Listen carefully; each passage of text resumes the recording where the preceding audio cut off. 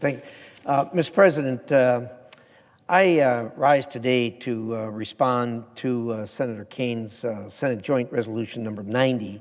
I would like to state clearly the administration is very much opposed to this resolution. And they have put out a policy statement as of today stating that they strongly oppose Senate Joint Resolution number 90. Without going into all the details, they say that Senate Joint Resolution 90 fails to account for the extraordinary national security threat posed by transnational violent drug trafficking cartels and narco-terrorists operating in and around the Caribbean Sea. That really says it all. And not much more needs to be said, but I do have a few comments on this. President Trump has taken decisive action to protect thousands of Americans from lethal narcotics. He's kept drugs off the streets, kept children alive, and eliminated narco-terrorists who have been profiting off of the deaths of members of our communities. These people have been transmitting drugs into the United States via a lot of different ways. One of them was by vessels, shipping vessels in the Caribbean and the Eastern Pacific Ocean. But some Democrat members and members of the media have claimed that President Trump does not have the authority to conduct these strikes. I'll tell you right now, that is plain wrong. I myself and many of my colleagues have sat recently through hours of briefings and analysis by government legal departments and attorneys who have studied this issue. Unanimously, they have concluded that the action taken by President Trump is absolutely lawful. As Commander-in-Chief, the President sees a group of terrorists planning to harm America or our allies. He has the right, not only the right, but the duty to do something about it. He's taken an oath to protect this country.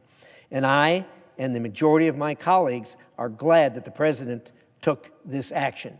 Now, for some reason, which I don't understand, the people who oppose the President's action somehow make a differentiation between drugs and explosives. If these were explosives that were on ships being brought to the United States by terrorist organizations to be distributed through the United States and kill and maim Americans, people would say nothing about it. These drugs are no different than that. They do the exact same thing. They kill people by the thousands in the United States. President Trump is doing what needs to be done to protect the American people, just as he has done before. Take, for example, the recent defensive strikes against the Houthis in the Red Sea. This went on for some time. When the Houthis threatened the U.S. ships in the Red Sea, citing Article 2 of the Constitution, the President took action to eliminate the terrorists threatening our troops and U.S. commercial shipping in the Red Sea. These strikes are fully compliant with the War Powers Resolution and fully compliant with the President's Article 2 constitutional authority as Commander-in-Chief of our armed forces. Prior presidents did not need, nor did they seek congressional authorization to defend America in this Western Hemisphere. Panama and Grenada are two examples that Republican presidents also took action in our own backyard to go after threats to the American people. And these strikes have been discreet, they've been intermittent, with little risk, if any, to United States servicemen. No 60-day clock has been triggered, as many Democrats have tried to argue today.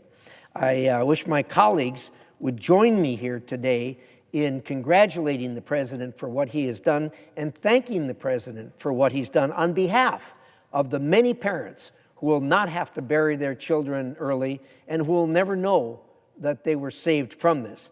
But there is no doubt, none whatsoever, that every time we take a strike and we send tons of these poisonous drugs to the bottom of the ocean, thousands of American lives have been saved. So, Mr. President, thank you for what you're doing. On behalf of all those Americans who will be saved from these poisonous drugs, thank you, and continue to do what you're doing.